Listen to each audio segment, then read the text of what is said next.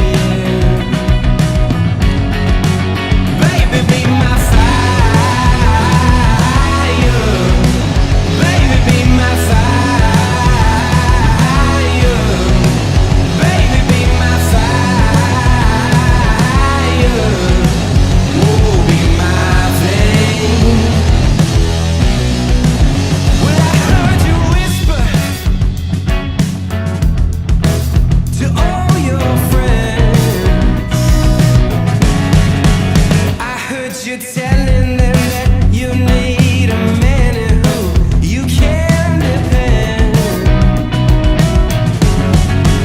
Will I be the gasoline to keep you alive? And I be the glue so unbreakable, we burn together straight through the night. And that's alright, baby, be my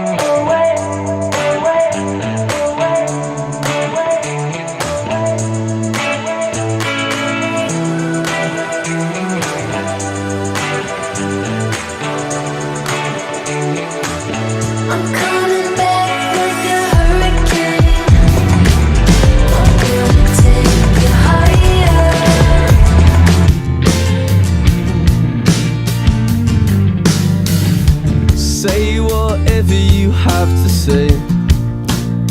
I'll stand by you and do whatever you have to do to get it out and not become a reactionary to hurt the ones you love. You know you never meant to, but you did. Oh yeah, you did. And be whoever you have to be. I won't judge you and sing whatever you have to sing to get it out and not become a recluse about your house. Come out. I know you never meant to, but you did. Oh, but you did.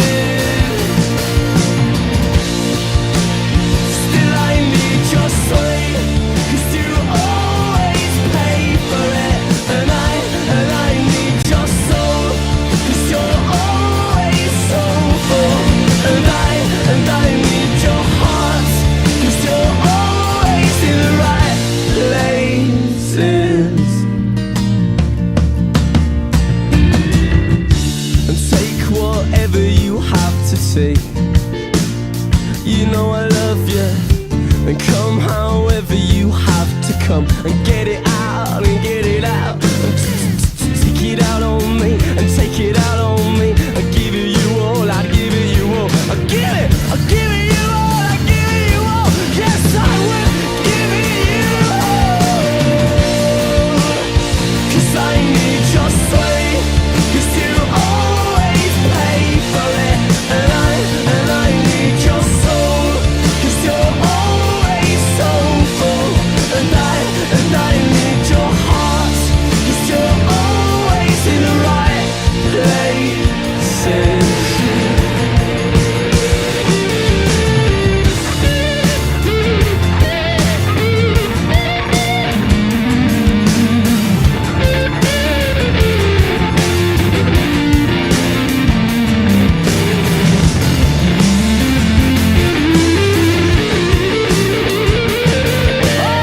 Oh yes, you know I would give it you all. Still I need your sway, 'cause you always pay for it. And I need your soul, 'cause you're always so full. And I need that heart, 'cause you're always in the right places.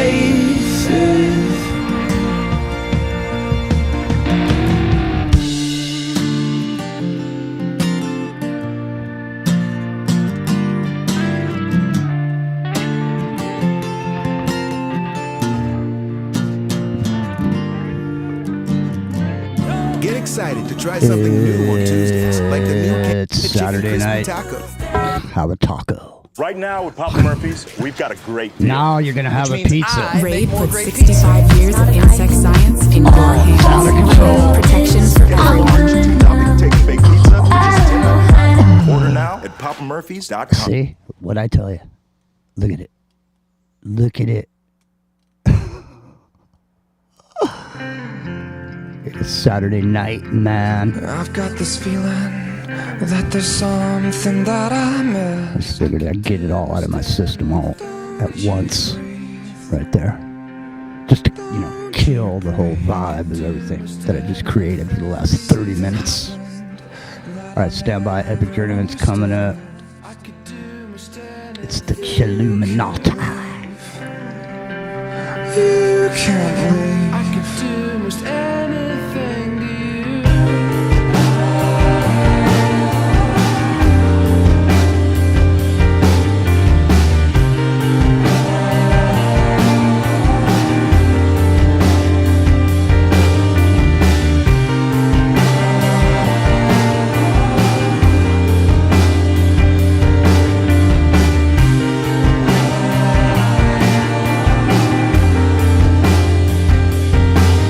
Every second dripping off my fingertips. I could do most anything. Wage your war. Bye-bye, man. It's too much, I swear to God.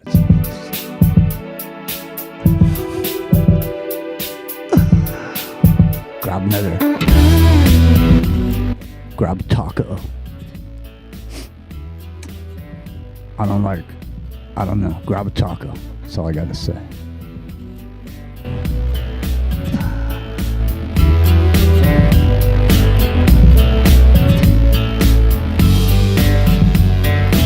They're easy. You could eat them on the go. Hey, what did you hear me say? You know the difference it makes. What did you hear me say? Yeah, I've said it's fine before, but I don't think so no more. I said it's fine before. I've changed my mind.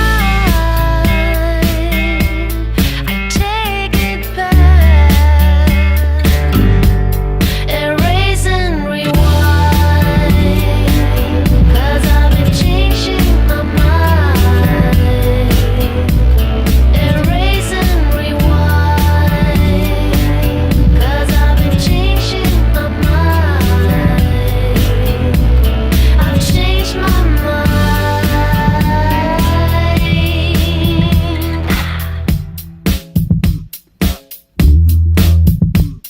So,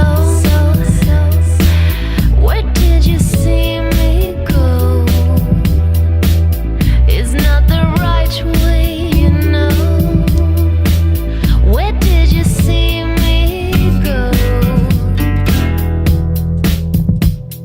No, it's not that I don't know.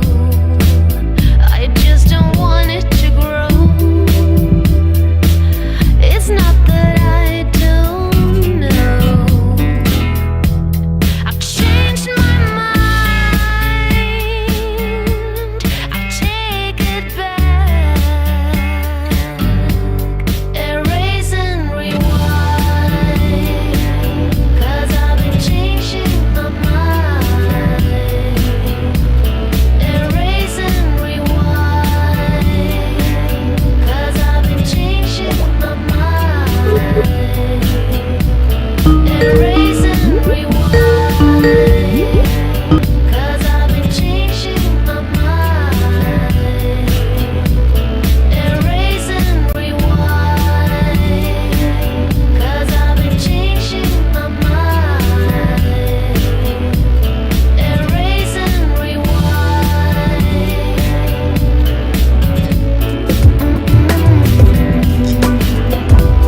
Erase and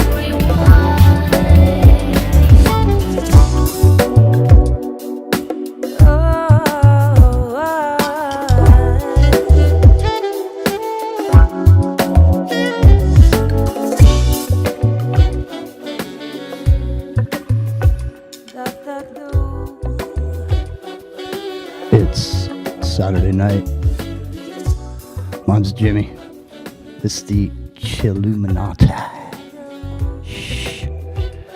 And I am a member of the 33rd degree in the order of magnitude. Epic Journeyman. Are you there?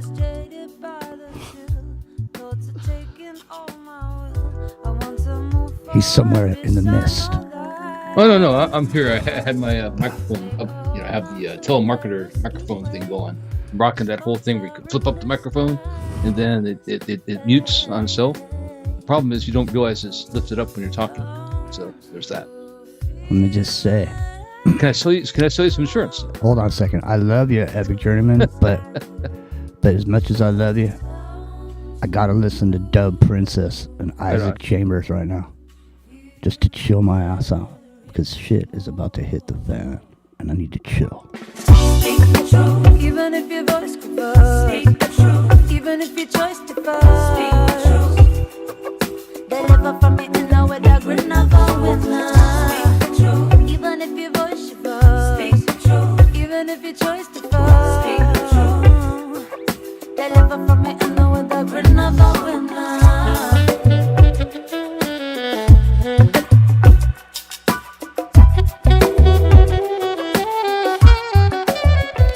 See, man, wouldn't it be sweet if you didn't know shit about what was going on in the world? It was just you and your cool friends sitting in some bungalow somewhere with some instruments, you know? You just lighting some candles. You know, some dude just starts busting a jam or whatever. You're not paying attention to any of this shit. If a nuke went off, you wouldn't even give a shit. Look at what you've earned. At least, you know, dude, when I was living in Colorado, there was this incident that happened. Dude was riding his Harley down the highway, and the fucker got struck by lightning. It went right through his head, killed him, and then came out of his foot. Obviously, he crashed and he died. But the thing is, man, he was doing what he loved, and that's the thing about the whole idea about live to ride, ride to live, is that you gotta live, man. You gotta live. With the moon I'll walk. Speak the truth, even if your voice quivers. Speak the truth, even if your choice differs. Speak the truth, deliver from your inner with a grin of a winner. Speak the truth, even if your voice shivers. Speak the truth, even if your choice differs. All right, enough is enough. All right, we're back to reality now. We're back out of Dub Princess land, and now we're back here where it's windy in the Santa Cruz Mountains tonight. The winds have been, unusually coming from the wrong direction.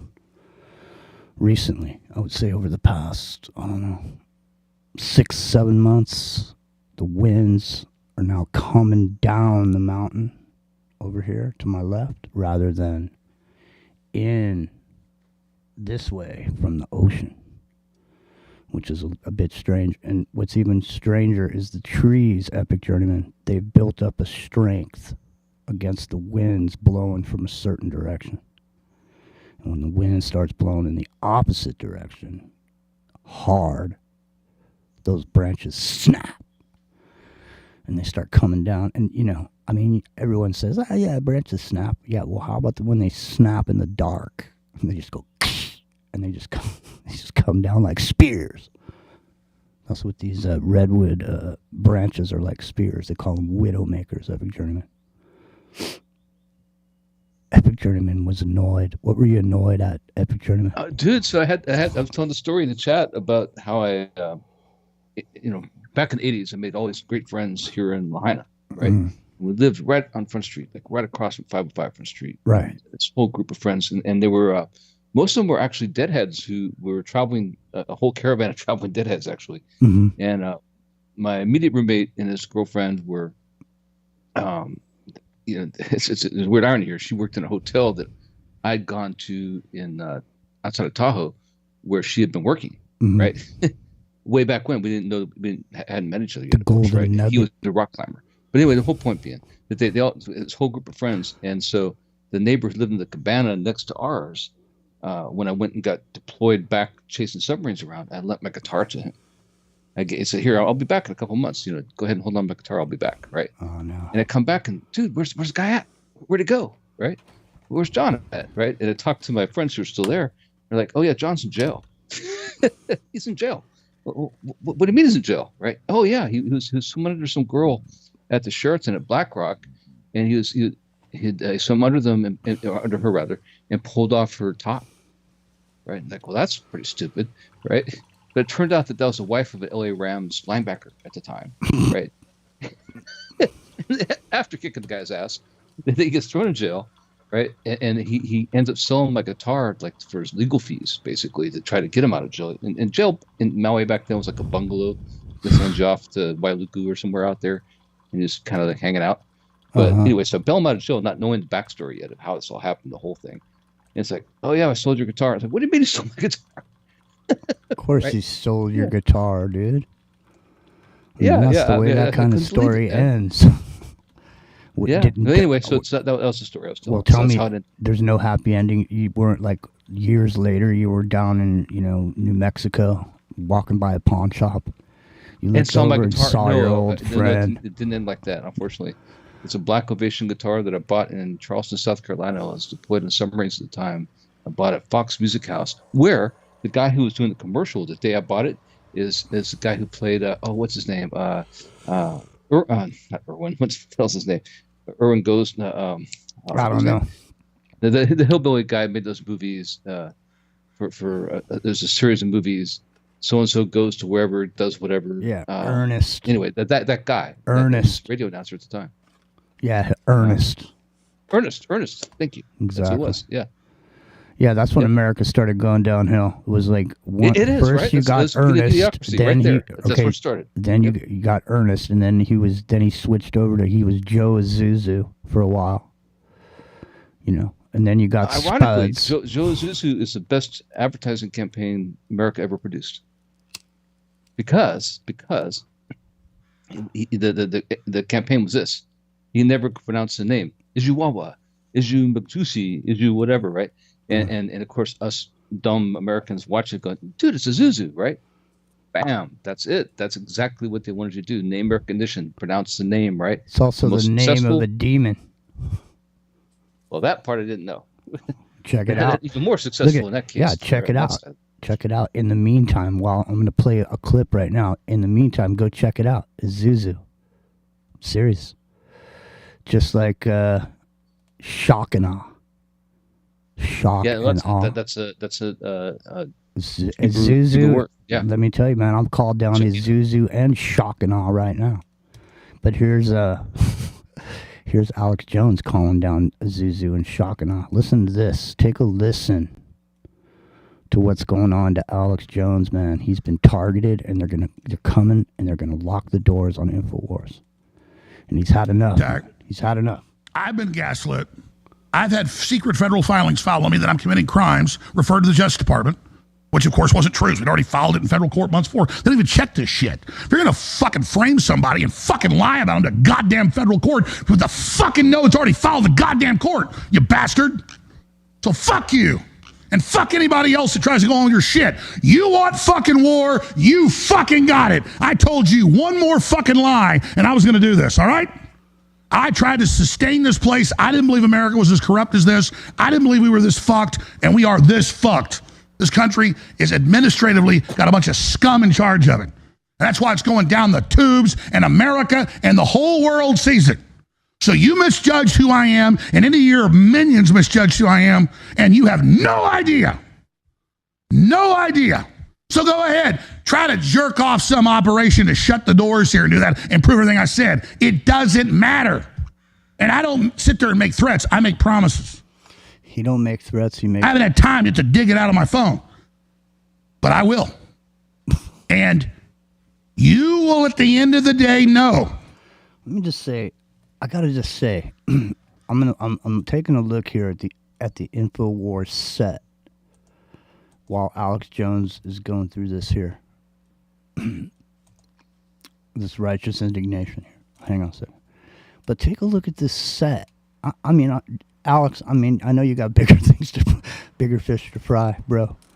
I know this is what I'm saying here. It really makes a big deal, but it's the chilluminatti, and we're here tonight, and I'm just noticing that your set has a certain kind of hellish certain vibe. No, dude, look at it. It's red. Yeah, I saw look, it earlier look today. It's Yeah, red, I never watched the show, but it's red and black. I saw his thing show up on Twitter, right? No, it's red and black. So secondhand, I saw it. It's red and black. It's silver. He's wearing all black. All right. I don't know. Well, I mean, so think about this for a minute. Like, didn't he get convicted? Right? I mean, not like a convict in a criminal case, but a civil suit. He owes this ridiculous amount of money. It's like $1.2 billion or something like that. People could look it up, but it's over $1 billion, right? To Sandy Hook parents and stuff. And it's amazing he lasted this long, owing that much money. So aren't they just coming to collect the debt? Isn't that what this is? I mean, that's what it is, right? I mean, I don't think there's a mystery here. I mean, that's what they're doing. No, So I don't think it's. I don't know, man. It doesn't seem that conspiratorial to me. I don't think it's a mystery. But the thing is just like it's a parallel to Trump. The thing is, if they take out Alex Jones right at this moment, and along with the whole Trump thing that's going on, man, they're trying to spark a civil war, man. That's clear as a bell, man. How many times did the white Christian conservatives got to get slapped in the face before they fucking do something? I'm just asking because it's been going on for a long time. People have been sitting on their ass since Ron Paul. Sitting on their ass and turning their cheeks and all this and letting all this shit go on. I mean, how long before it just blows, man? Because this dude has a huge audience. Okay, his audience is the same audience that helped affect the election with Trump. Oh, definitely, no doubt about it. And as we're talking about the redoubt last night, we're talking about how QAnon was bigger than people thought it was, and how they're nudging people in certain directions, and they know the group to nudge and how to influence them, right, and nudge them in a certain direction. And so when you know that, I mean, it's pretty dangerous, right, to know there's this many people that are influenceable that way. And there's somebody behind it that can actually use it. The very people you're trying to supposedly fight against, right, are the very people who are being targeted. And yeah, in this case, I mean, he's guilty, right? He did it. I mean, look, dude, there's some suspicious things I can't say about the place right now because we don't get banned for anything we say. But yeah, there are suspicious things about people walking through that firehouse and back around in circles and circles. That is legitimately weird, right? However, dude, he lost that case. I mean, straight up. Yeah, but right? It's not about, it's not, dude, I don't give a shit about Alex Jones and I don't give a shit about Trump. The only reason I care about him is because there's a big segment of the population that believe in them.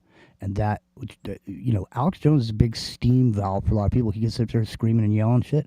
Guess what? Right. All those people listening to him, they want to scream and yell too. They scream and yell through Alex Jones. Even if they don't listen to him to learn anything, the one thing that it is, it's a steam valve. And they take away the steam valve. You take away the steam valve, man, and take away the mouthpiece there. I mean, let's face the facts. He puts out what he puts out during the day, and the rest of the alternative media follows suit. Whatever they're talking about over there, other people are going to talk about. They'll replay that shit. They'll replay parts of it. Look, it's a big deal to knock him out. Not to say that he doesn't deserve to be knocked out. I look, man, listen, I'm no fan of Alex Jones, and I'm no fan of Donald Trump. But what I see here is I see the landscape.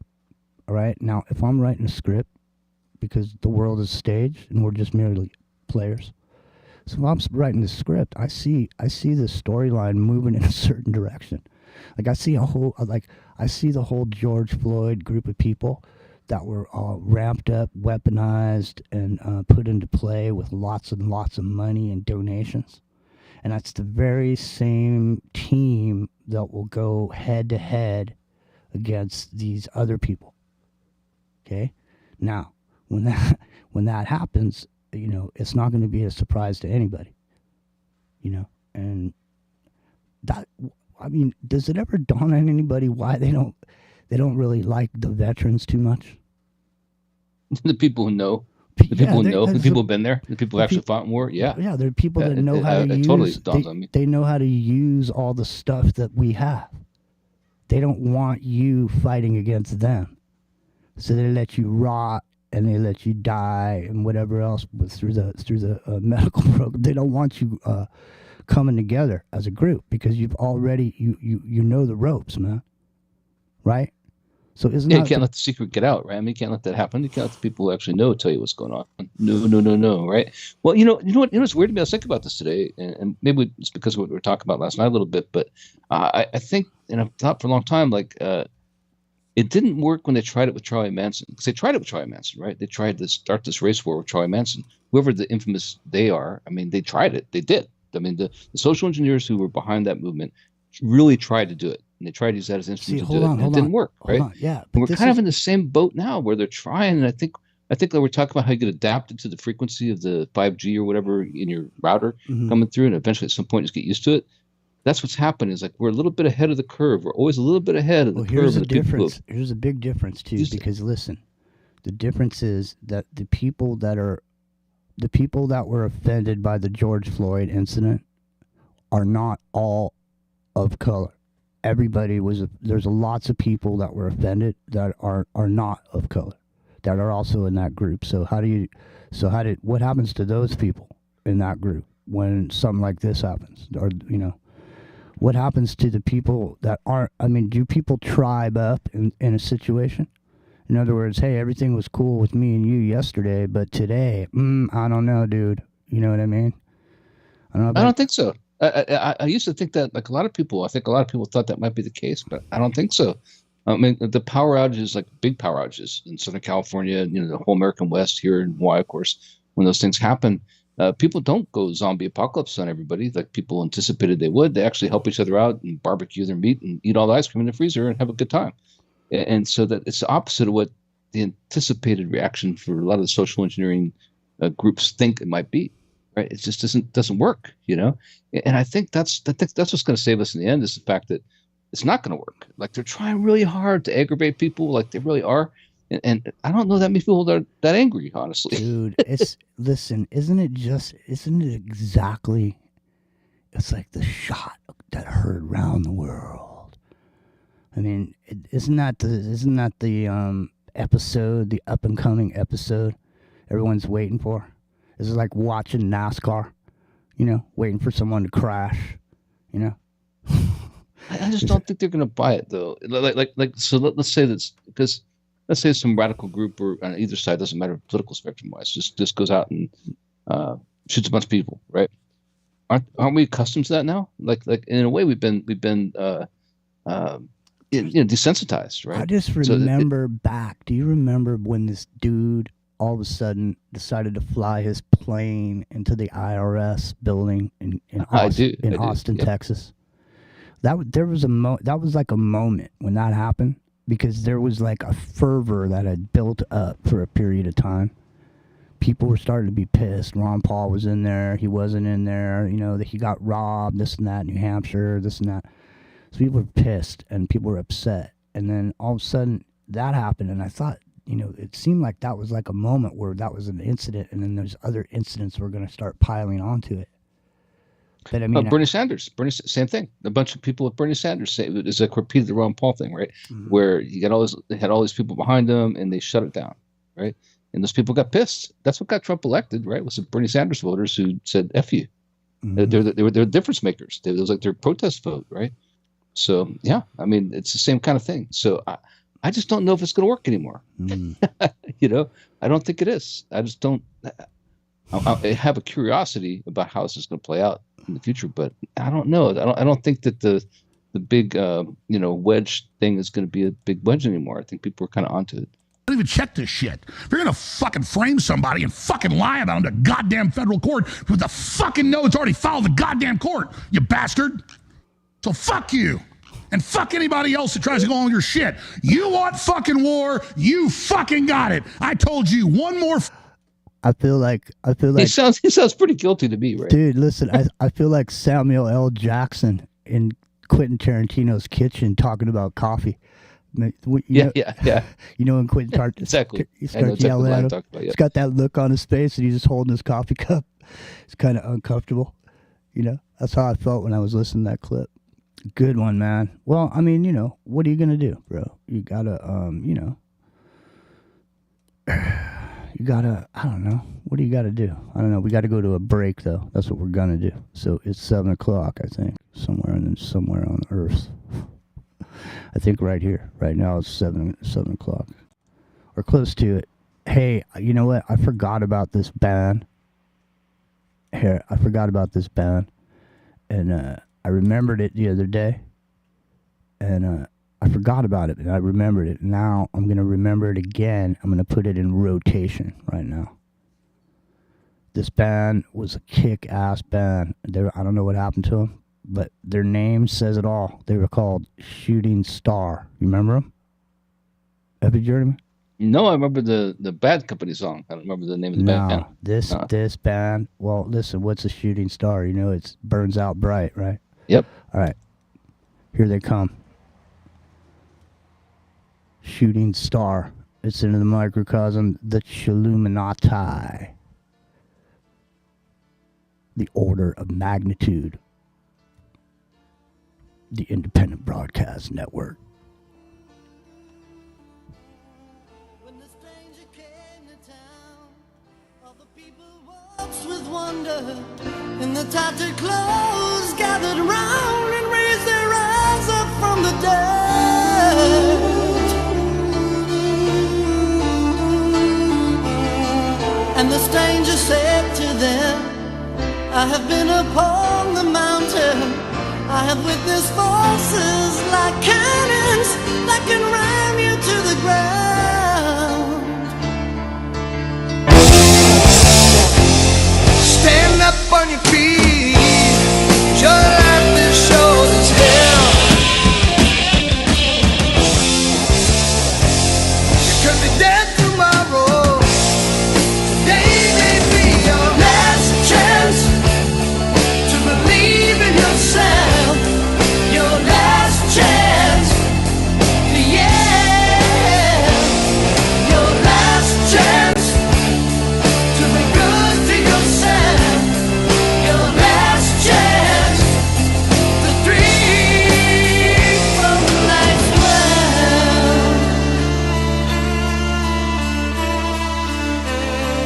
In the crowd of voices heard, should you get them before they get you? Should we strike the first blow? He said, no, no, no, you don't understand.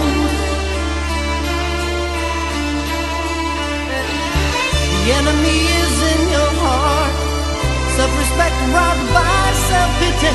Look across the country, all the people with their dreams dead in their hearts. Stand up on your feet, 'cause your life is short as hell.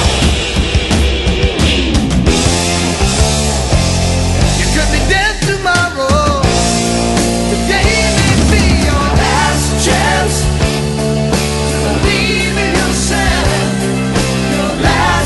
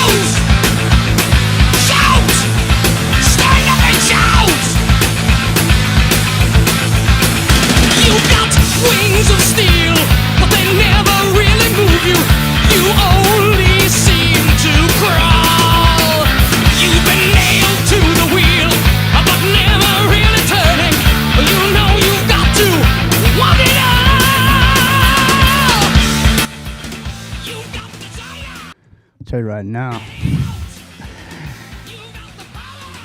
you're gonna get a speeding ticket. You got that on the stereo, brother.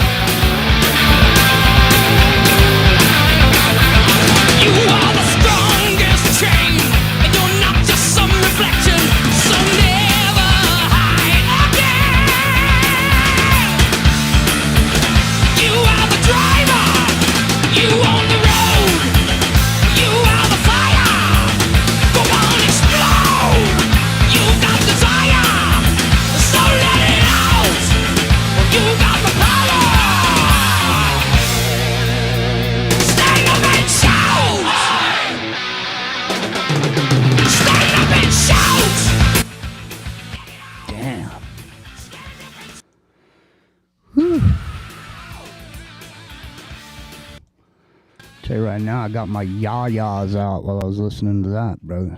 Now I'm mellow. Now I'm ready to come over to Hawaii and kick it with you and Pat on the Big Island. I'm telling you, man. Yeah. You know, I mean, like, the volcano's settled down. There's no eruptions going on right now. It's pretty mellow, you know. Of course, it's coming in the summertime. It's going to get pretty hot. It's amazing how much warmer it gets in the Big Island than even Maui in the summertime. Like, it might be 85 here in Maui. It'll be 89 down there. And like 89% humidity in my neck of the woods. I like so that. My motto is more Spock, less Kirk. So in the event of a natural disaster, in my estimation, Captain, it'd be best to immediately move to wherever there was a natural disaster, because chances are there isn't going to be one there for a while. No, pre-disastered, right? The World According to Garp, right? The movie with Robin Williams. That was his line, his famous line from the movie. At the beginning of the movie, when he's with his wife, the airplane crashes into the house with the realtors there, and they're looking at the house. And the wife's looking at him, and Robin Williams goes, "Oh, this is the house. We're going to buy it." She's like, "What do you mean? It's pre-disastered. We'll be safe here." Yeah, exactly. Yeah, totally. That's what I'm saying. Anyways, it's into the microcosm. Saturday night, Epic Journeyman and I, Rio is knee deep in paper work. He has to find some documents in some boxes. I thought he was doing that reverse. He's got lab coat on. No, he doesn't have his lab coat on. He's got his hip boots on, wading through the bullshit of the, current,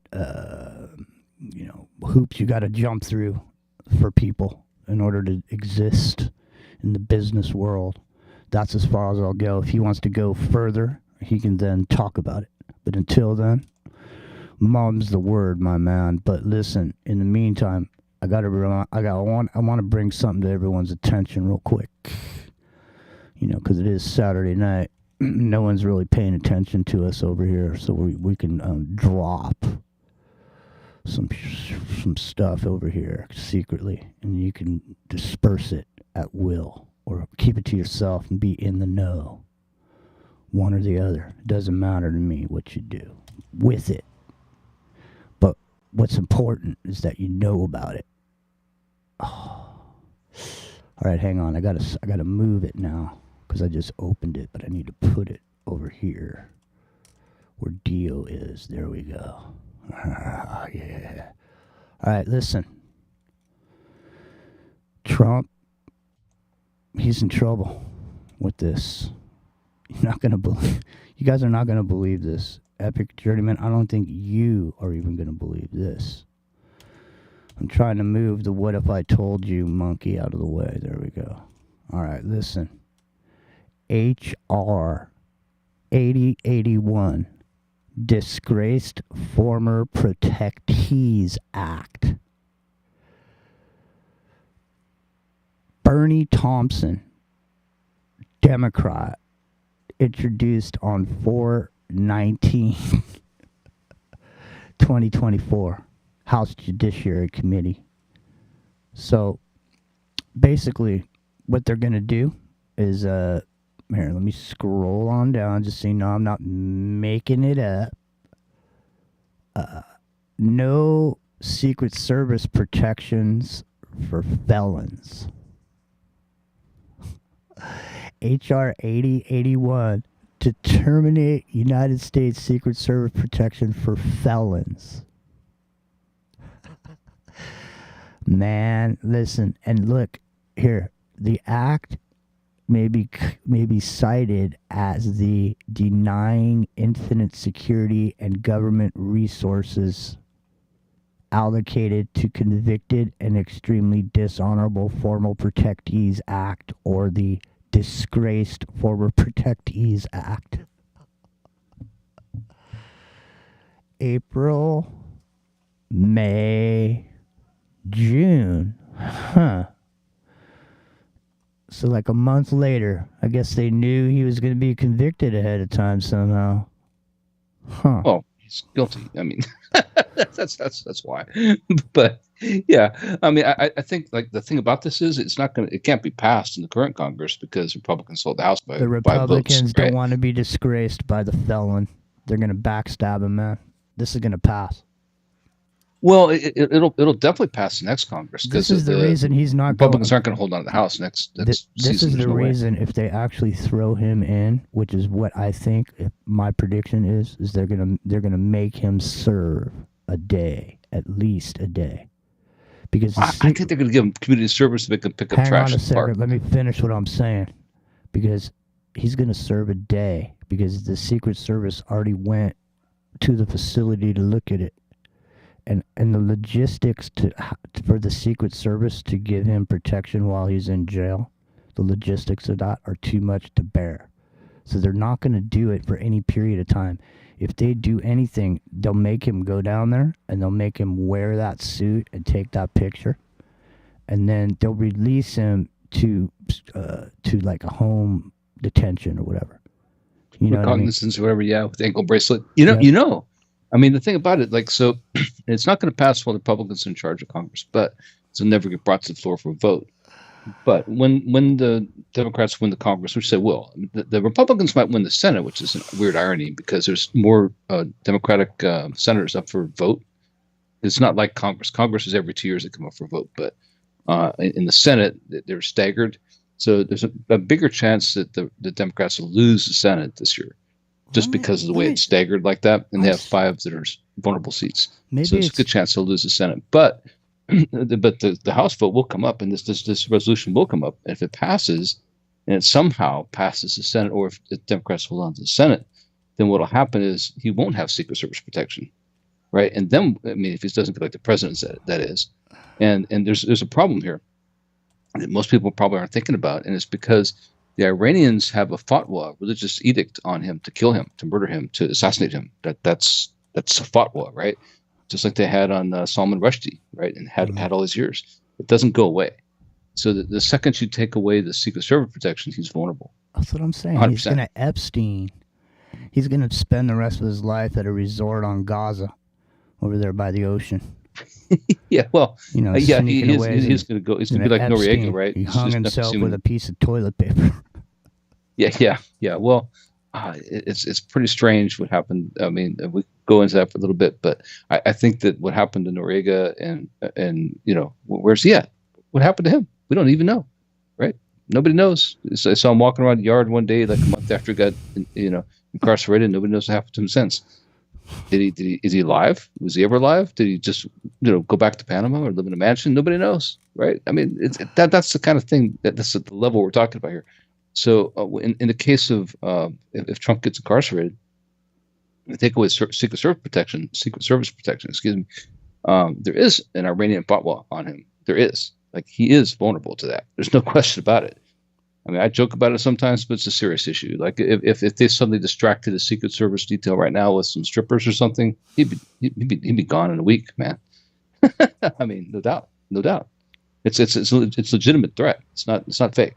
You know, it has nothing to do with our politics. It's an actual, you know, international thing. It's just all too much, man. To be honest, I mean, when you think about it, when you think about how he since 2016, this dude has invaded everybody's head, and he won't go away.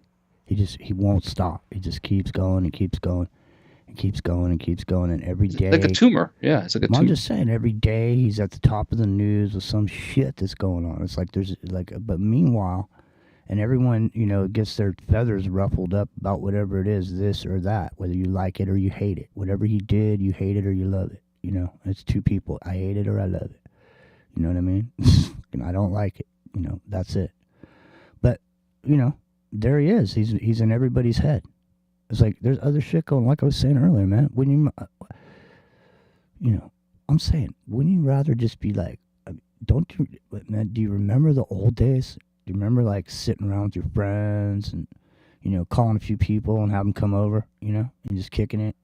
Everybody's bringing some shit over, different putting stuff. on the B side of that I'm album. just saying, man. Yeah, totally. I'm just saying, there's instruments, like I was saying earlier, Dub Princess, kicking it there with their friends, playing music.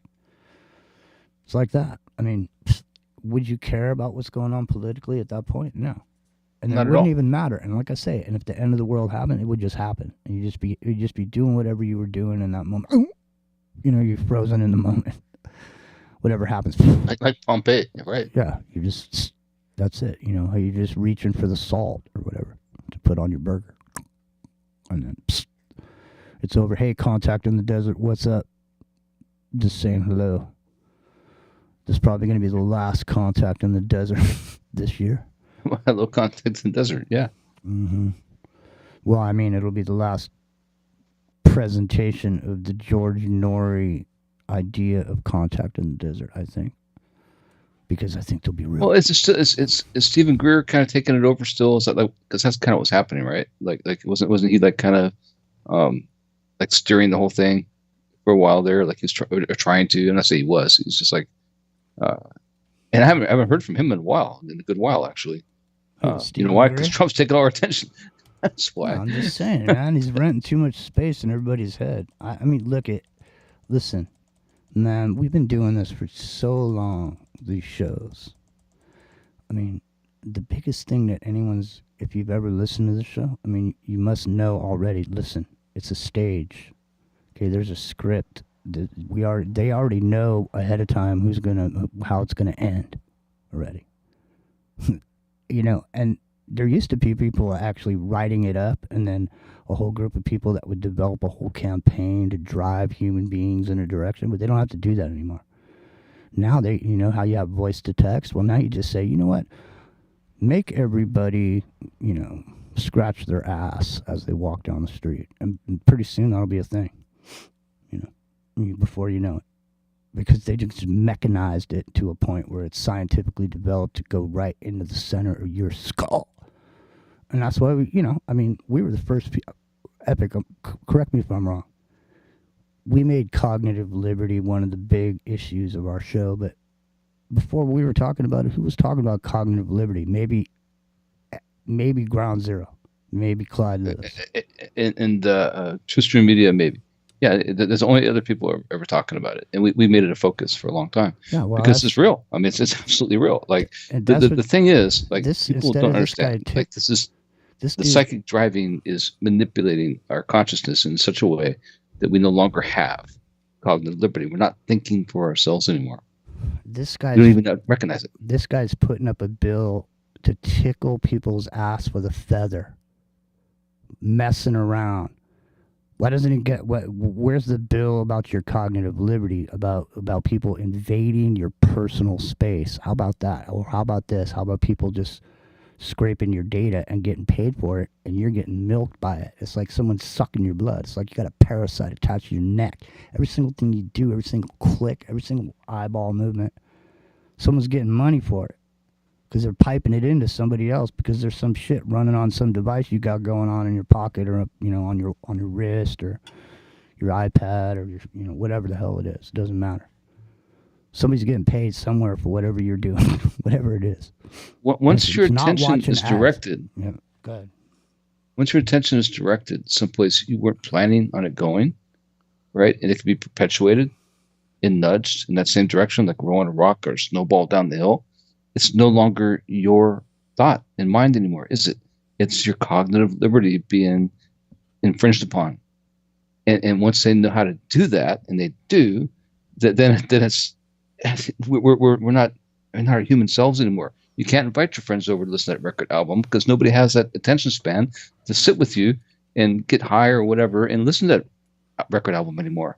You know what I mean? This doesn't exist, and that is the great sin, the mortal sin of this new world that we're moving into, where there's a hierarchy established by the technocrats, right, who have this ability and hold on to it as their secret, like their stone, the thing they hold on to. That's their sacred stone, right?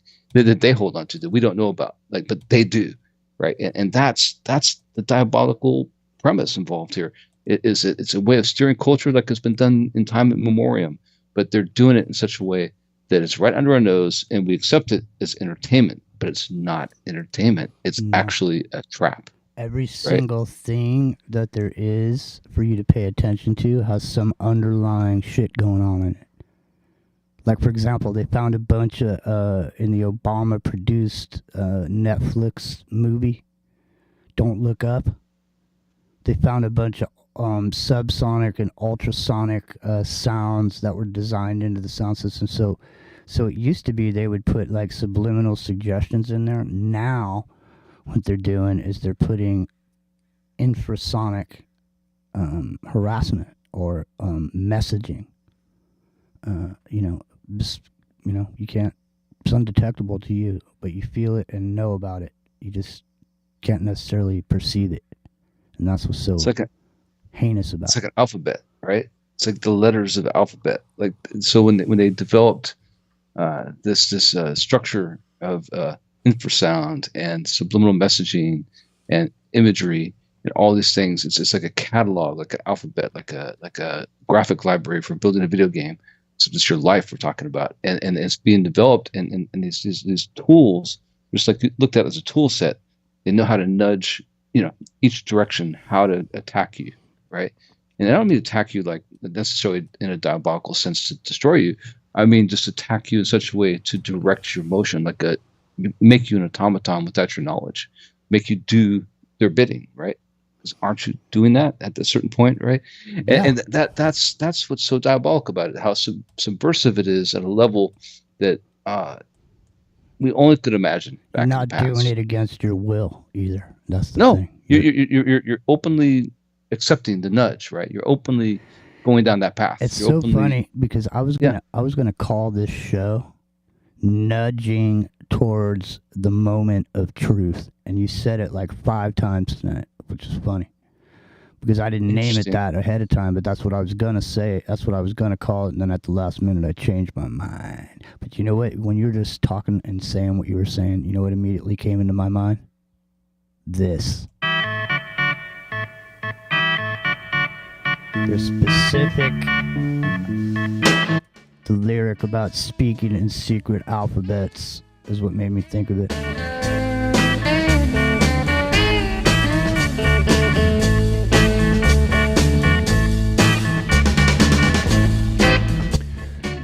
It's the chilluminatti, the order of magnitude. Here's Jim, the real Jim, not AI Jim. I guess I better go now. I really like to stay here all night. The cars crawl past, all stuffed with eyes. Street lights share their hollow glow. Your brain seems bruised with numb surprise. Still one place to go. Still one place to go. Let me sleep all night in your soul kitchen. While my mind with your gentle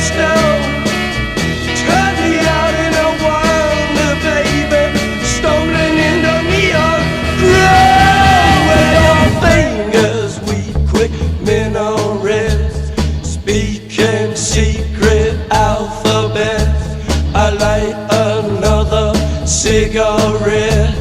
Learn to forget. Learn to forget. Learn to forget. Remember when Kirk fell in love on that planet and he's all brokenhearted and Spock came up to him, put his hand on the side of his head and just went, forget. Did the Vulcan mind meld? Yeah. Forget. Yeah. Yeah, to save him, to save his friend, right? An emotional response from Spock, right? By removing the emotion in his Vulcan sense from his friend. I mean, it's a pretty, actually, it's a pretty poetic moment, actually. I know. It really is. I know. See, I still remember it all these years later. I don't even remember what episode it was. I just remember Kirk. Wherever he landed, he always got with the ladies, didn't he? Kirk the green, Kirk was a metal color they are. Kirk was a ladies' man. Didn't matter what planet. Didn't matter if you were blue. Even didn't matter. You remember that one where he? What was that? What was the title of the episode where he had to fight this blonde Amazon woman with this? She had like a stick with an axe on the end of it. Yeah. That was the Ponfar episode, right? It was actually going to be Spock's mate, right? Apparently, where he gets the 7-year itch, basically, and he's got to go mate. I think that's the episode, right? And she's like the gladiator chick with the blonde hair. It's like that's actually like a ritual that they used to perform in the days of old, back over where the pyramid exists today. But that's interesting, though. Doesn't she ends up liking Kirk though in the end, doesn't she? I don't know. I don't recall how it ended up. He subdued her. She looked like Nancy. Lose. She looked like Nancy Sinatra. Probably was Nancy Sinatra. It could have been. Because the thing is, in those days, right? I'm just tell you right now, Nancy Sinatra with them boots when she's dancing around that miniskirt. That was a moment, wasn't it? I mean, then the miniskirt came in. Nancy Sinatra, she was like a sex symbol back in the day, wasn't she? Well, she was. It's like passing the torch in a way, right? In a subtle way. Like from the male energy to the female energy, it almost worked. If not for those damn kids. Those damn meddling kids. Right? I mean, it's Scooby-Doo Mystery. They pulled the mask off. What did they play? When they were trying to get Noriega, they were blasting some Nancy Sinatra song. Oh, these boots are made for walking. Yeah, that was it. No, it had to do with fire. There was some. No, it was the Branch Davidians. They were cranking. The Branch Davidians, right. It was at the 51 Days of Siege. They're playing Rabbits Getting Slaughtered and Nancy Sinatra, among other things. Yep. There's a well-known alternative media radio host. I'm not going to mention who it is because he mentioned it on the air a long time ago, and that's the only reason I know about it. But he said he was involved with some dude who was making those audio recordings to flush people out. Like he was involved in some of that. So I don't know, man. They missed the mark, man. They're not that intelligent. All they need to do is play "Midnight at the Oasis" or "Loving You." That song, "Loving You," Dude, that drive anybody out of it. Maria Moldauer played at the club I worked at. She was really an unbelievable talent, man. Seriously, you might not like "Midnight at the Oasis," but I'm just saying. Well, no, "Midnight at the Oasis" isn't as bad as that "Loving You" song. That "Loving You" song by Minnie, whatever her name is. Minnie Pearl. Something. Yeah, it's freaking awful, man. It's like caterwauling. It's like the cats who threw the boots out on the wall outside. Minnie Riperton is who you're talking about. Yeah. There you go. Yeah, I hated that song. Dude, it's awful. That's what they should have played. That it would have lasted a day. I guarantee you. Man, see, Nancy Sinatra, she had some hits, man. She did have some number ones, didn't she? Maybe she didn't have a number one. I didn't think she was that bad. I thought she was reasonably talented. I thought she was okay. They did push her out there. See, look at her. in this she's got one. This record is called Nancy Sinatra. How does that grab you? And she's standing there kind of pouty with her arms folded in this like oversized sweater with some boots. She kind of looks like the chick from the Die Vinyls in this picture. She's got red hair. I don't know. I think this is the one they were using to inflame Noriega,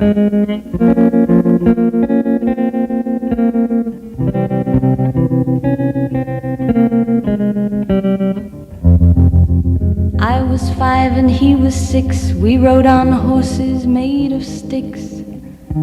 He wore black and I wore white.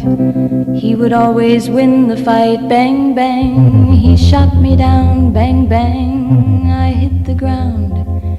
Bang, bang, that awful sound. Bang, bang, my baby shot me down.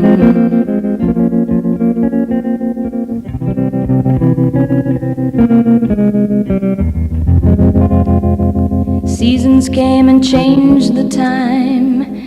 When I grew up I called him mine. He would always laugh and say, remember when we used to play? Bang, bang, I shot you down. Bang, bang, you hit the ground. Bang, bang, that awful sound. Bang, bang, I used to shoot you down.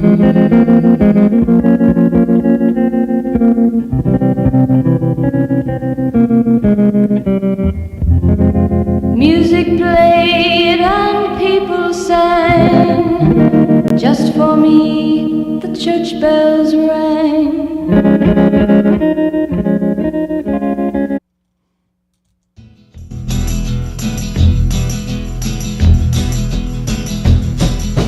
You keep saying you got something for me, something you call love, but confess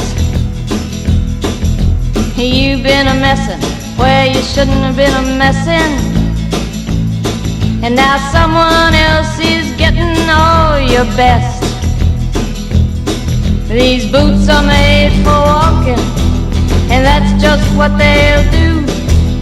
One of these days these boots are gonna walk all over you.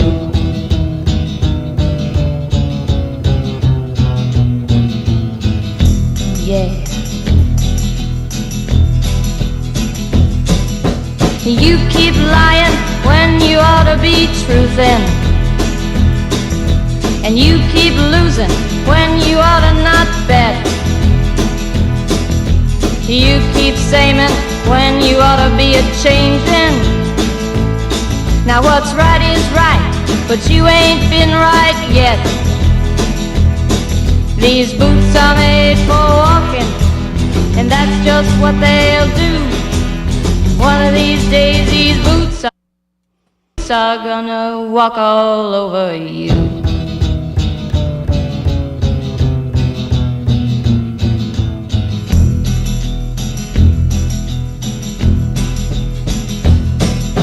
You keep playing where you shouldn't be playing, and you keep thinking when... Hold on a second here, man. I'm sorry, I can't just let it go by. That girl doesn't have any shorts on. I can't just let it go by. I'm gonna have to slow it down, man. I'm gonna have to slow it down. All right. You ought to be a-changin'. Now what's right is right, but you ain't been right yet. These boots are made for walking, and that's just what they... This upcoming dance scene is gonna have a whole new meaning now that I slowed it down. I almost want to slow it down even further, but it'll take the voice down super low. But I'll just stay where I am. It'll be funny. Yeah, right. One of these days these boots are gonna walk all over you.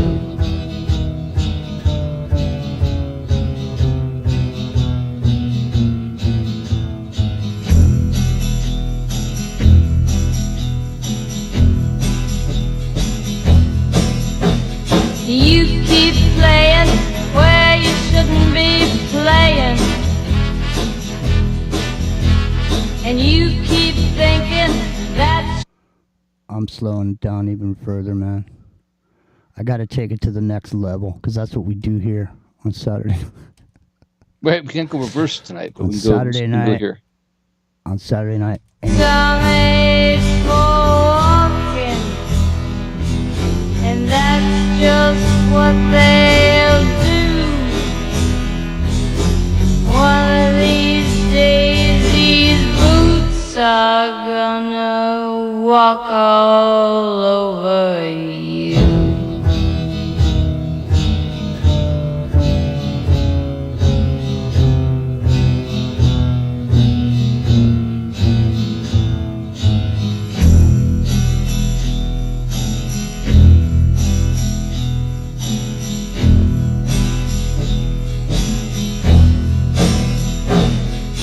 You keep playing where you shouldn't be playing.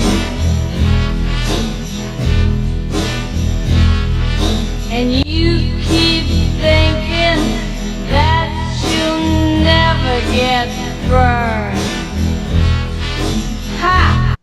See, I think that's the part. You keep playing where you shouldn't be playing, and you think you'll never get burned. And then that's when they busted in and burned everybody with the napalm over there at the compound, Waco. Well, it might be. You know, it turns out she was wearing shorts. It didn't look like it. The girl on the left, in live speed sequence, but it's also edited. You know, they edited that second part where they are on the ground. That obviously jump cut there.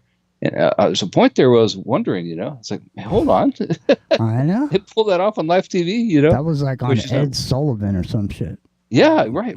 You know, and I think, like, what I really got out of this, like listening today from Nancy Sinatra, who I haven't really thought of it this way before, is that she cultivated, not her, but their producers, cultivated the psychedelic movement of the time. Like they took the things that worked for Pink Floyd and their psychedelic bands of the day, and they used them, incorporated them to make it a popular song, to still package it in such a way that well, what they did is there was like guys that were standing around with pads of paper, and they were writing shit down. They were watching people. They were watching how they were dancing. You know, they were saying, "Hey, you know, can we take some video?" And they took the whole thing, and then they took it and they put it up there on TV for everybody to see, and taught everybody how to do it. But the tune down boots were made for walking, and the song you just played before that. Exactly, those are psychedelic songs. She's a produced icon, just like Britney Spears. She's like Britney Spears before Britney Spears. She's Frank Sinatra's daughter. There she is. Yeah. Look at her. She just boom, boom. There she is. Mini skirt, boots. There it is. Isn't it Metropolis? Moving culture, right? Moving I'm just culture. saying. Isn't it Metropolis? Isn't it the blonde bombshell? You know, it's constantly HL right from Metropolis, yeah. Mm-hmm. But now it's not that. That icon's been taken away now, right? That's not the icon anymore that they put up there. But they put that up there for a really long time, making that the thing to reach for. To make it acceptable, right? Like, so psychedelic music wasn't accepted at the time. Pink Floyd wasn't acceptable, you know, mainstay of music at the time. For example, Floyd, you know, I'm talking about Nancy Sinatra. I'm talking about blonde bombshells. We can talk about Pink Floyd. Do they have any blonde? No. I'm talking about the music too, like the way the music. So using the blonde bombshell, which is ties into the blonde goddess, and we talked about many times. Yeah. That's what I'm saying. Sharon Tate, for example. But exactly. But they're also using the musical psychic driving that was the tune down of my in the music of My Boots Were Made for Walking, and the song you played previously with the reverb. Those are things that were part of the psychedelic movement that predates that. That were the like, you're taking a meme and you're taking something that could be packaged and used. They were using that to you know, attach it to a conscious psychic driving mechanism to make people pay attention, you know, and change a certain part of culture. I mean, absolutely, there's no doubt. Like they got it from these other movements, right? These other bands, and they legitimized it. It's the best way to describe it.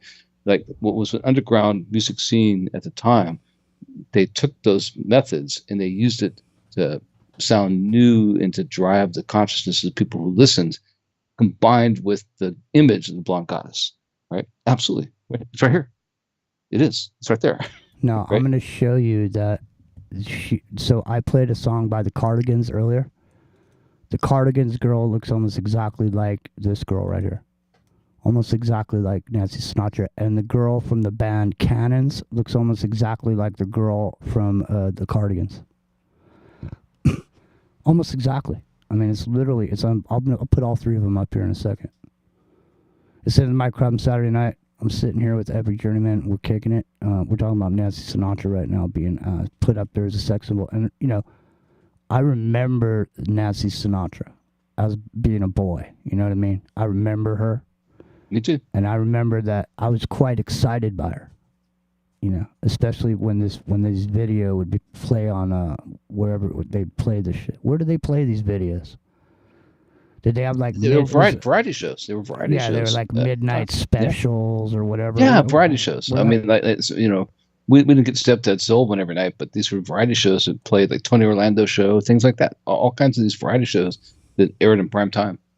And even if they didn't play the actual artist, they'd play the song with somebody else performing it with a dance group. So, I mean, it got the message out. Absolutely. Yeah, I remember that where they wouldn't actually they would have a fake version of it because they didn't want to have to pay. Remember that? Yeah, absolutely. They'd have like it was almost the song that you wanted it to be, but it wasn't quite. It was something else.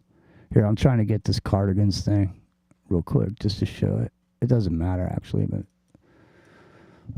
well, it kind of does. I mean, it ties in. It does tie in. So, I mean, this is the thing that people aren't necessarily understanding today. Our listeners do, but society as a whole doesn't necessarily understand it.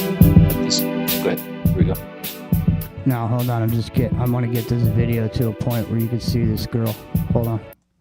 All right. Yeah. So I'll narrate a little bit in between.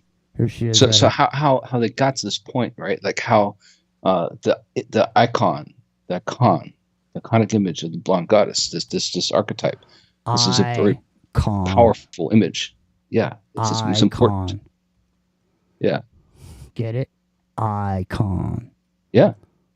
Hold on. Here's Nancy. Here's the Cardigan girl. There's a million of these. Gwen Stefani. Britney Spears, Christina Aguilera. There's a million of these, man. There's a million. And guess what? In a minute, there's going to be a million of them that are like robots. They just show up at your house. They'll be just like people, only they're not really people.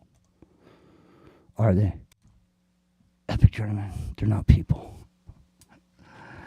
Unlike it's like Soylent Green, they're not, but they are people. I don't know. Yeah, no, you know, I think that's inverted Soylent Green. It's not people. Yeah. Well, the AI, you know, it'll make it feel like you're eating, but you're not really. No. It stars you to death, right? No. Or lack of actual content. Many crimes referred to the Justice Department, which of course wasn't true. We'd already filed it in federal court months before. They didn't even check this shit. If you're gonna fucking frame somebody and fucking lie about them to goddamn federal court with the fucking know it's already filed the goddamn court, you bastard. He sounds pissed. Damn, you know why? Because he's guilty. That's the problem. The piper, he's got to pay the piper. That's what's going on here. Damn, that's not a mystery there. Damn. It's just, you know, it got to him. Damn, Jimmy. This is some serious gourmet coffee. I know. You would have been happy with some freeze-dried shit, but you're whipping this serious gourmet shit on us. Yeah, whatever.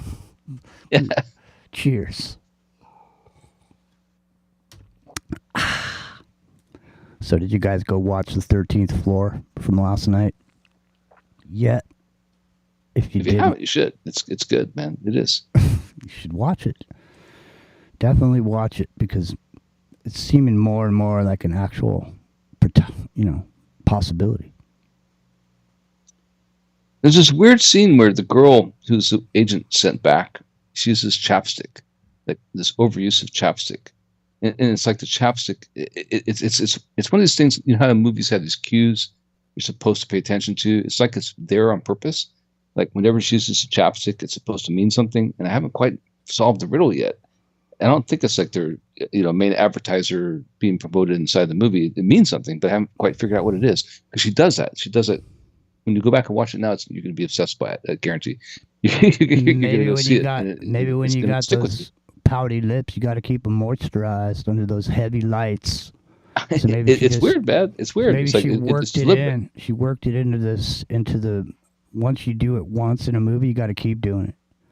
So in other words, in a movie, there's only so many minutes, right? You don't want to eat. Edit. You don't want to eat in a movie, for example. Like when you're shooting a scene, you don't want to be eating in a scene, or you don't want to be drinking or smoking, because you're going to do that shit 100 times. And every single time you're going to have to just take a bite of that food and eat it. Or you're going to have to drink it. Or you're going to have to smoke, take a hit off your cigarette. All these things, So if she, in one scene, if she just pulled out some chopstick for some reason and went like that, then they would have to keep repeating it over and over again. Maybe that's what happened. It could be. It could be. I don't know. I keep, maybe I'm reading something into it that isn't there, but I tell you, man, it is. It's like a. I think it's a reality anchor. Like when you watch the movie, you understand what it means. Like there's reality anchors. Like she's in this reality. It's not really real, and it's like that's her reality anchor is to use a chopstick, right? See if you agree. When you watch it, people haven't watched it yet. Go ahead and check it out. You're going to be paying attention to it now. You're going to notice, right? Well, see if you agree. In that Cardigans video, there's a moment where the girl that's singing that song, she is the Cardigans girl, but then there's a moment where the girl from that movie beams into her body, and she starts looking around, trying to realize where she is. And I was tripping on it because I was thinking, imagine that you were just somewhere, like I'm just sitting here on the back porch, and all of a sudden I just open I look, or my eyes blink, and I look over, and I'm on stage at Donegan, and I'm the lead singer for fucking Iron Maiden or whatever. Right. You need some kind of tactful just like response trying to figure to it out. It's real. Yeah, and you're already, whoever you were is already singing in the middle of it, and you know how to sing, but you're just in there for some reason. It's just happening. I don't know, man. That's a trippy concept to think. Well, it is actually. I think you're right. Like, so the idea here is like, if you're in the middle of it and you keep singing, right, and you adapt, right, while you're doing it, you can't just touch your knees and touch your elbows and reach around like you just got out of an automobile accident. You have to do something separate, right? That makes you, am I here, right? And I think in her case, it's the chopstick thing. I think it is. It's always bothered me about that movie. Like, why does she keep doing that? Like, it's obviously there on purpose. It's obviously there on purpose. So it has to be that, right? Like, that's her tactile, anchor point. Like, okay, I'm here. I think we'll see. So if other people think the same thing. It's weird. Granted, it's weird. Seems like time has stopped at 8:38. Seems like it's been 8:38 for like 10 minutes now. Literally, it seemed like 10 minutes just went by, and really not even 30 seconds went by. I wonder if I stepped into a wormhole. Maybe I RFK Jr. Maybe I jumped. RFK Jr. The worm is like turning, right? And so we're all trapped together as the worm turns, right? And it's either in your brain or out of your brain, and we don't know yet. We just have to find out. Like, and the only way we can find out is another Nancy Sinatra song. I mean, that'd be pretty bad, right? I think. But yeah, so it's weird though. Like how off the deep end, how simple things, one moment can change the entire reality of any individual. I think you've gone off the deep end, Epic Journeyman. You're off the deep end, dude. No, let me bring you back. Let me bring you back. Come back. Reel me back in, right? Epic Journeyman, come back. You're riding the red herring. You're riding the red herring into oblivion. The red herring of oblivion. That's badass. I'm all good now. I'm all good. I'm back. I'm back on Earth. I got my feet settled down. I have my chopstick. I'm okay. No, I'm just saying. Imagine riding the red herring of oblivion into the abyss. Or we could listen to Tommy Bolin. People. It's almost time to go, man. Brother, help me, please. I'm as lonely as I can be.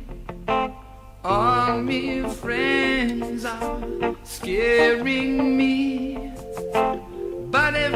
forget me that I will be. Yeah.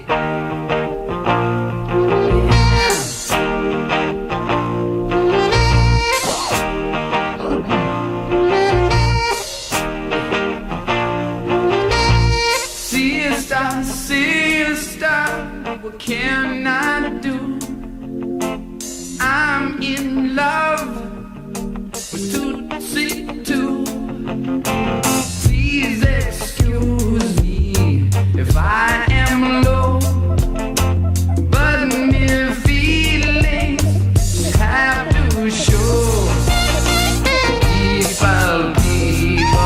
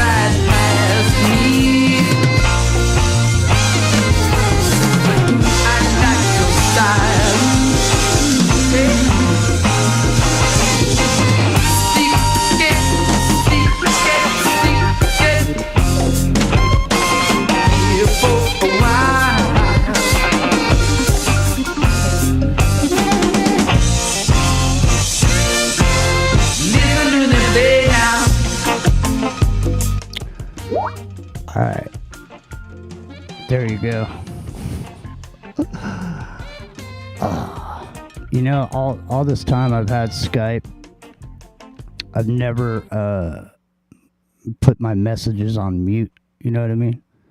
So like when I get a message, you hear the bleeping sound, and it's always it's always yeah, it's always been that way. You know, but like anyway, I don't know why I haven't changed it. For some reason in the beginning, I left it that way on purpose. I don't know why I made the decision. I made this decision. You know what? I'm just gonna leave it like that. For some reason, there was some message to it. There was some reason behind it. Originally, I don't remember what it was.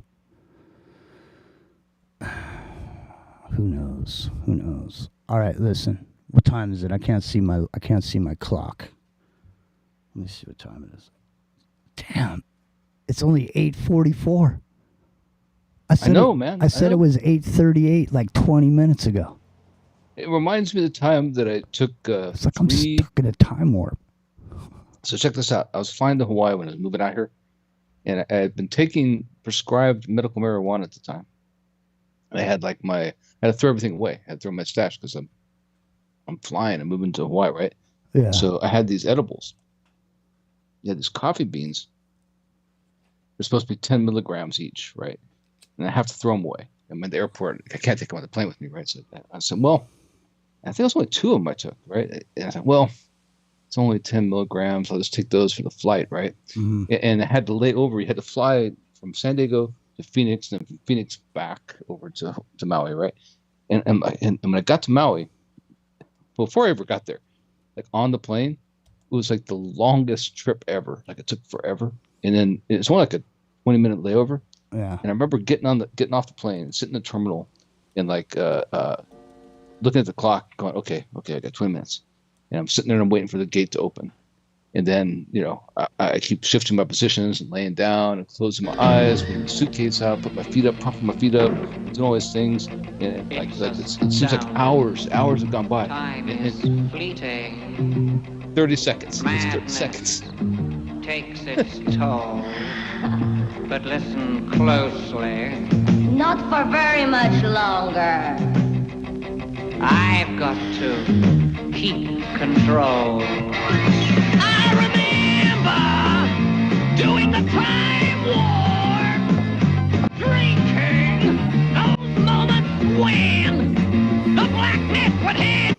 Were you doing the time warp, bro? Dude, I totally was. I totally was doing time warp. Like when I did all these position changes and like closed my eyes, and I thought I'd been napping for 10 minutes and all this stuff, and I'm like, okay, it's got to be time. They're gonna call the gate, whatever group to enter the gate. And I look as I'm in the midst of applying for residency right now. Hold on, I didn't do that. It just 1 minute, like 1 minute it passed. It seemed like hours. Yeah. Man, it was awful. It was awful, dude. It was awful. Like that's the longest plane flight I've ever had in my life. I totally thought that I was gonna get because security came out. Security came out for somebody else. I thought they're coming for me because I was so obviously high. Because I went to get some chocolate, get some sugar, right? Try to take me down off my high, right? And then I grabbed a soda, but I couldn't figure out how to make the soda machine work. So I'm looking at the soda machine, and I've never been higher in my life, I don't think. And I'm looking at the soda machine, and I'm trying to figure out how to make it work, right? And E9, I'm watching the robot arm come out. It's like you're hypnotizing me, man, with this story. I don't remember what you're even talking about anymore. You're good at that, man. You practice that. So when it all comes down, right, I finally get my chocolate brownie, I get my soda, my high sugar, not diet soda, down. It's gonna settle me down, right? And I sit down at the seat, waiting for the gate to open. There's nobody there. There's like 5 people, and my suitcase still is. And as I wait there, all of a sudden security rolls up and parks right next to me, like with 3 guys on a little cart they have at the airport, in Phoenix Airport, right, Sky Harbor. And so all of a sudden, they just all deploy like a SEAL team, I'm like, fuck, what did I do? Why are they right here? Right? I must have done something. It must be the machine. The Coke machine must have, tipped them off. Right? I'm getting paranoid. And as they deploy this thing, they all just go to the bathroom. So we had to go to the bathroom or something. So I wander off to the next terminal down, and there's nobody there at the terminal. There's no plane there. And this guy comes out like he's like a 20-something. And he's like tightening up his uniform, and the girl comes sheepishly behind him. They obviously had sex back in the baggage area or something for the terminal. It was wild, dude. And all this happened with like a 20-minute layover. Like it seemed like hours and hours and hours, right? And then I go back and I finally get on the plane. But man, haven't had edibles like that since, because I kept those in reserve. I'd never tried them before, and it was only because I was flying and I had to get rid of them. I thought, well, it's a shame to let them go to waste like this. I'll have these, THC enhanced coffee beans, espresso beans, right? And I'll just have a couple of those, right? And throw the rest away, like a whole pack. See, the thing about telling stories as opposed to writing books is you want to get to the bullet point, exciting parts quicker, right, to keep people interested. Because otherwise, it's just like I said, I was about to zone out. What were we talking about? I don't know. I forgot what we were. All I know is I'm in a time warp with you at the airport. It was like a 20-minute overlay. There was only a minute and a half. And the story in and of itself took 20 minutes. It's almost like I was there with you. It's almost like virtual reality right now. Dude, it is, man. I swear. That's what it really was like virtual reality. I could feel your tension. I could feel it. Did you meet it? You know, the thing is, like, this is the kind of thing that's going to go away when artificial intelligence and anything you want on demand being available to you in a virtual world becomes available. Is these kind of contours of real on-planet experience, right? Won't be there. Like No. the humor behind it in the way you try to slowly actualize and realize what you're experiencing aren't going to be there. Yeah, it'll be a cool experience perhaps, but it's not going to be the same. No. It's something like this. Like I never in a million years would have thought that would happen to me. Like that was the longest 30 seconds of my entire life. Like my whole life was lived. It seemed like that long. I know. Just shifting my position around in the seat, trying to get comfortable, trying to let those couple minutes go by. And it was only like less than a minute. You know? Yeah. So it is a time warp thing. And without, it's better, obviously, in person if you're sitting around the bar or sitting around a campfire and you're telling that story. And that is the history of humanity, is us telling those stories around the campfire, isn't it? That really is at the crux of everything. That is who human beings are. So well said, Epic Journeyman. Well said. All right. It's time for us to GTFO, man. You ready? Here we go. We'll see you guys in the morning for Wake and Bake. My name's Jimmy. That's Epic Journeyman. Are you Irish, Epic Journeyman? Oh, don't you know? A little bit, yeah. Just there. I think you got a little bit of the Irish storyteller in you, man. Yeah. Most definitely.